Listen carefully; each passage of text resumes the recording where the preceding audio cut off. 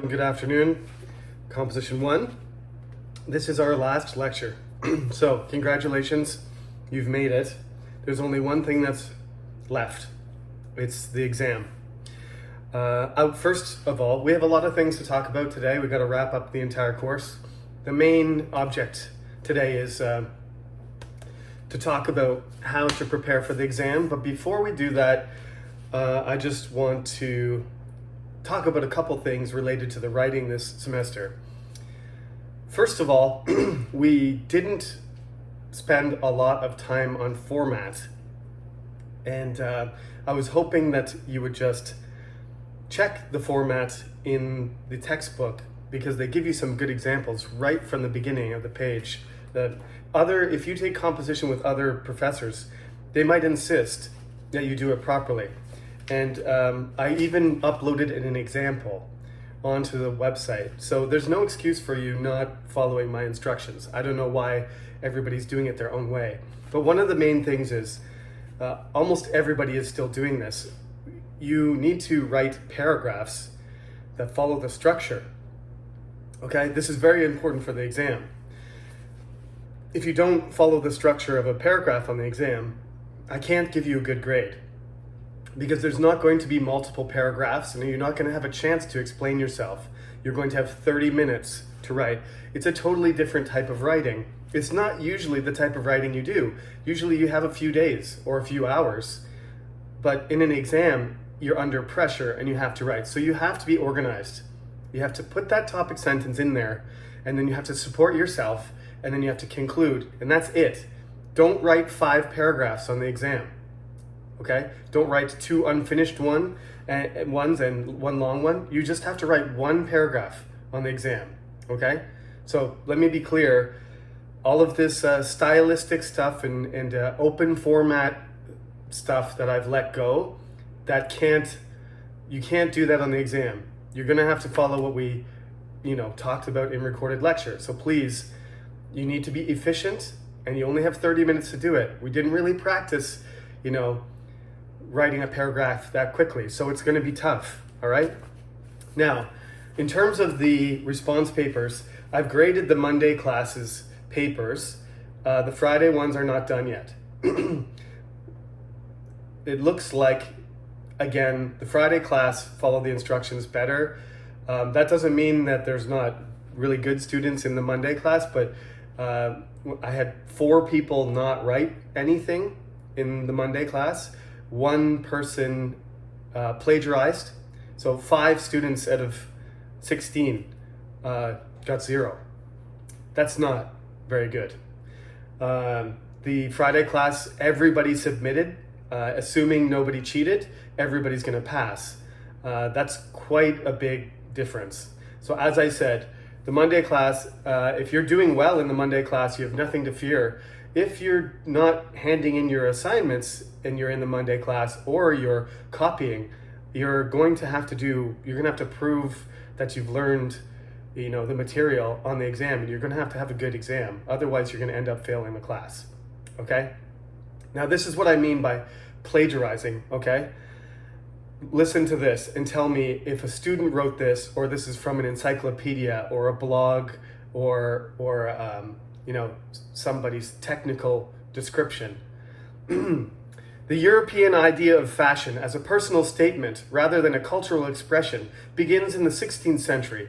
10 portraits of German or Italian gentlemen may show 10 entirely different hats, but the local culture still sets the bounds, as Albrecht Dürer recorded in his actual composite contrast of Nuremberg and Venetian fashions at the close of the 15th century. Illustration right. That is directly copied from a website. Directly. Every single word. There's no spelling mistakes, there's no grammar mistakes. I would have trouble writing like that if I sat down and spent all day writing that much. That's a professional writer talking about history. The assignment was not about history. The assignment was about a trend or a fad, like skateboarding. Not about the history of European fashion in the 16th century and Albrecht Dürer. He's a famous painter. He's a famous German painter. I don't even know that much about him. This is just looking on the internet for 5 seconds and copying. That's plagiarism, that's cheating, okay? You can't do that on the exam. You don't get to use your phone, you don't get to use your computer. So it's gonna be, if this is what you've done so far this semester, is just look for information and copy it, then you're gonna have a lot of trouble on the exam. So that, you're not allowed to do that. In most good universities, if you do that on an assignment, you may get kicked out of university.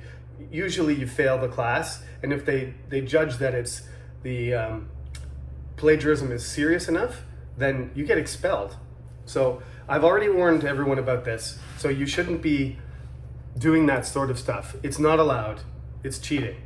If you cheat in the exam, of course, you fail the exam, and like I said, you may get punished even further. So do your own work. Nobody is getting C's and D's who make an effort in this class. As you know, I'm a pretty strict grader, but there's a lot of A's and B's. As long as you make an effort and you follow the instructions, you have nothing to worry about. There's no reason for you, to get desperate. Here's another one. This one is one of the examples that, it's not cheating, but it's just not following the instructions. And again, if you do this on the exam, you're gonna get a low grade, and you should understand why. You're not following the instructions. Fads, micro, macro, and mega trends. That's what I wrote, and that's what I described. I summarized in lecture. Fads are the opposite of trends because they keep only for a short period of time. Fads are something that quickly gains popularity and may fade just as quickly, sometimes just not quick enough. Microtrends. Microtrends are the most active, diverse, and appearing very fast after one another. Macrotrends. This is just summarizing my lecture. This student just handed in a summary of the lecture, so they didn't fail. I didn't give them a 0, but that's not what the assignment was. The assignment was to choose something, right? The assignment was to choose a fad. Where's a good one? Let me quickly pull one up.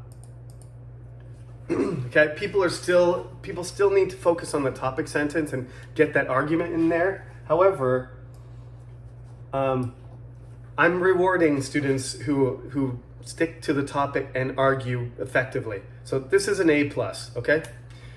The Honey Butter Chip Crisis. Now, this is a fantastic title. And it's a capital H, capital B, capital C, right? It's a title, it's a phrase, and it's capitalized. The formatting is perfect.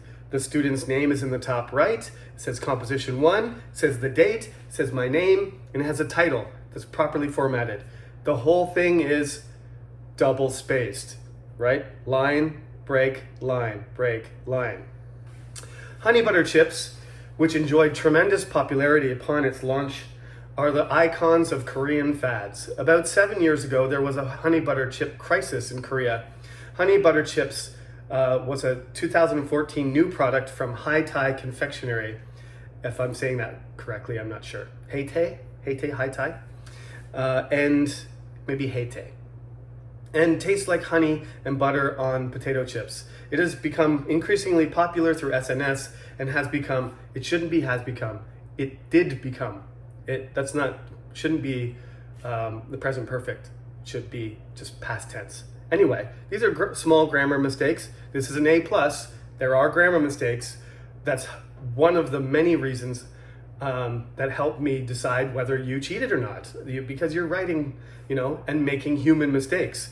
Otherwise, you've taken it from somewhere else that has been checked carefully and generated by, professional scholars. All right, there was no proper advertising. Proper is probably not the right word, maybe like conventional advertising, but people increasingly wanted to buy it, to taste it through word of mouth. People lined up in front of the store to buy up honey butter chips. In particular, convenience stores ranked number 1 in sales of snacks, and there were temporary suspensions due to lack of supply. Great stuff. That's a particular example of a fad. That it fits the definition. The student is going through the details. They've got a couple sources. Everything is formatted correctly. A+. Okay? Now, the exam is a different beast.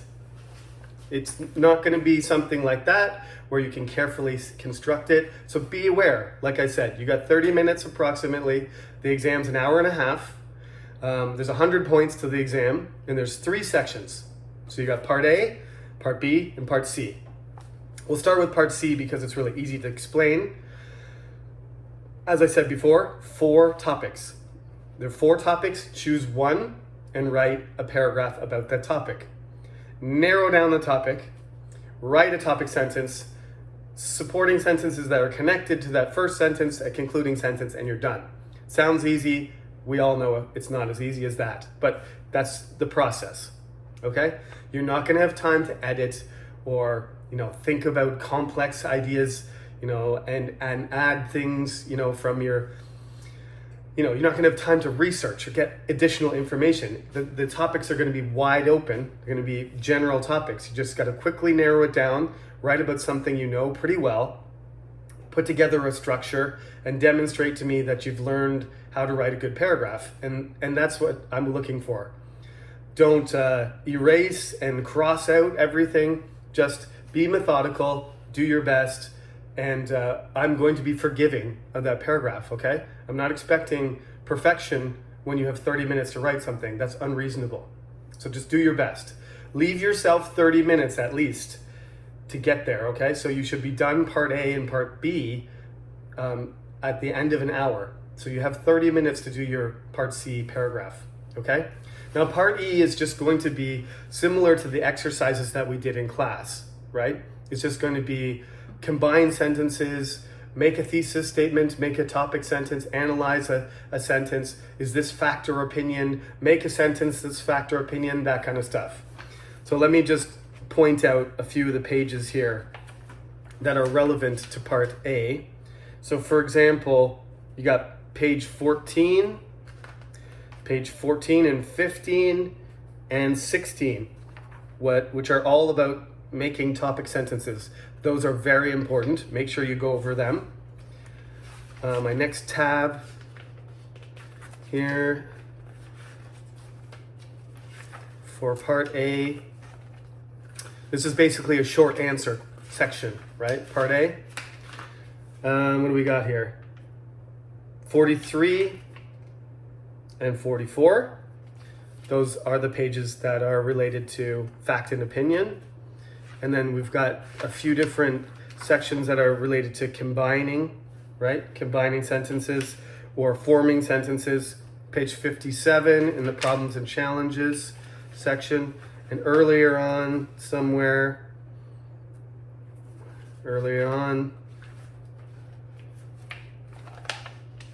looking for my green tabs. There's the section about because and so, forming sentences there. Where is it? Must have lost the tab. Hold on a second. I'll find it here. There we go. There was a tab there. Page 50 and 51 is about causal relationships, right? So you should know, like I said, and, but, because, and so. You definitely be able to use those conjunctions, because I'm going to give you some simple sentences and ask you to combine them. And you have to make more complex sentences from those phrases.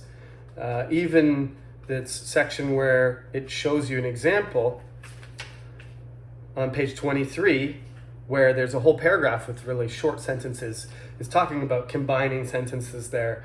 That's page 24 and page 23, okay?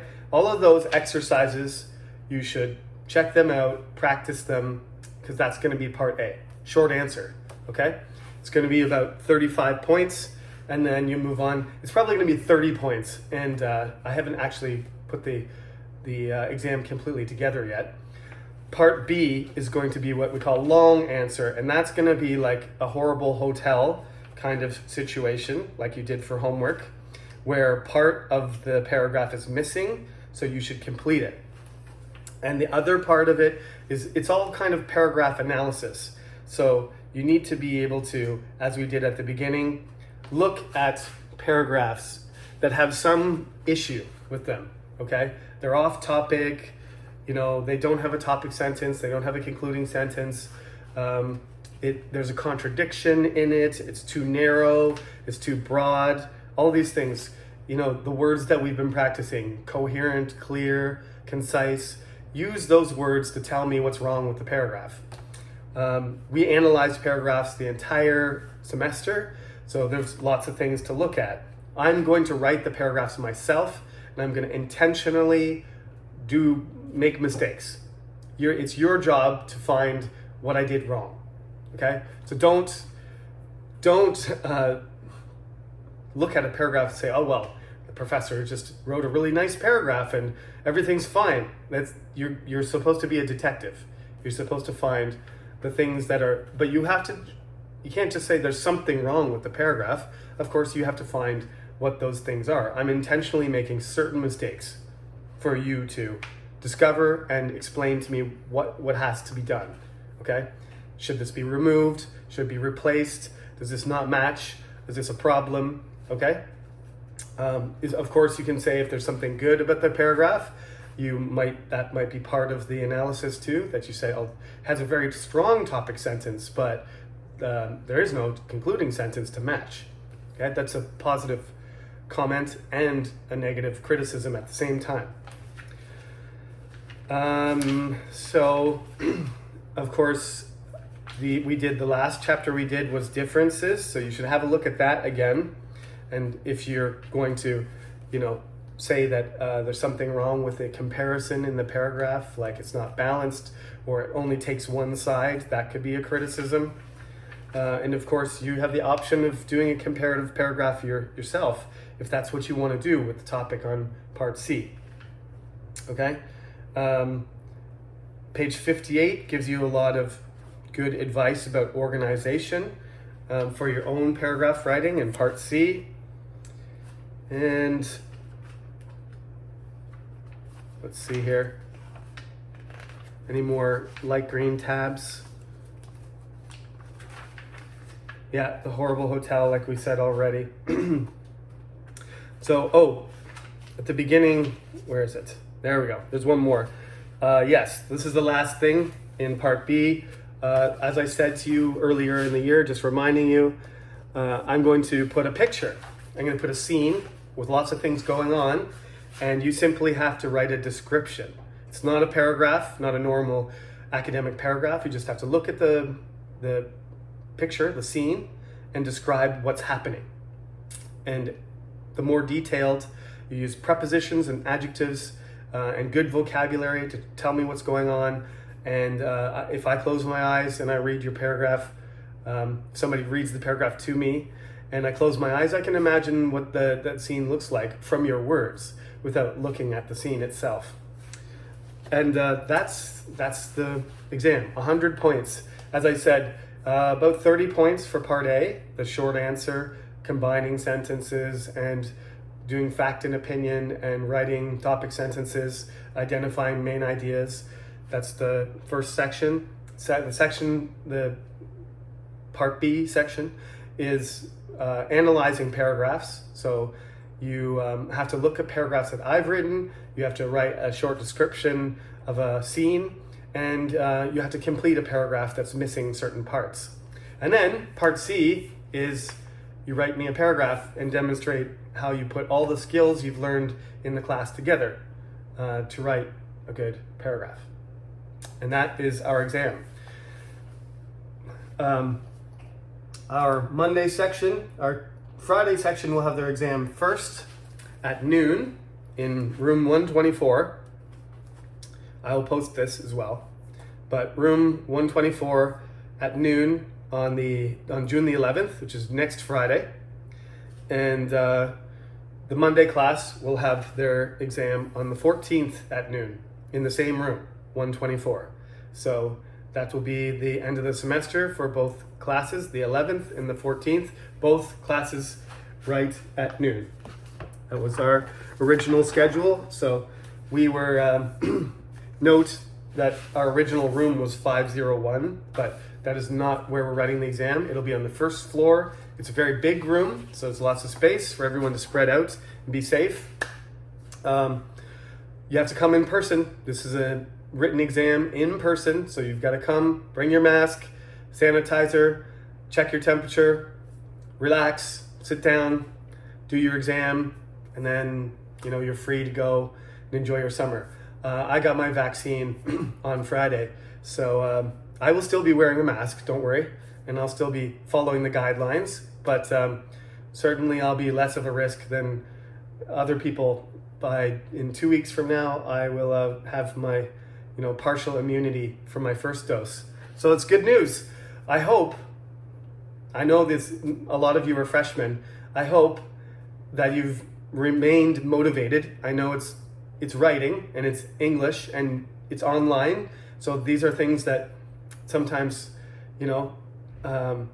are difficult for you to, be excited about and to enjoy your class. But I hope that you've felt like you've improved your writing and that you've learned some things this semester.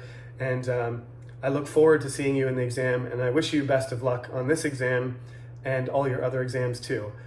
What I've seen from most of the students that gave an effort is some good writing skill, and I've seen some real improvement. The honey butter chip paper was an example of a student that raised their grade and improved a lot from their first paper. So congratulations to that student, and to the rest of you that are feeling like you're getting more comfortable with your writing. Good for you. So I'll see you finally in person, either on the 11th at noon or the 14th of June at noon in room 124. Okay? Take care, everyone, and good luck with your studying. See you in a couple weeks.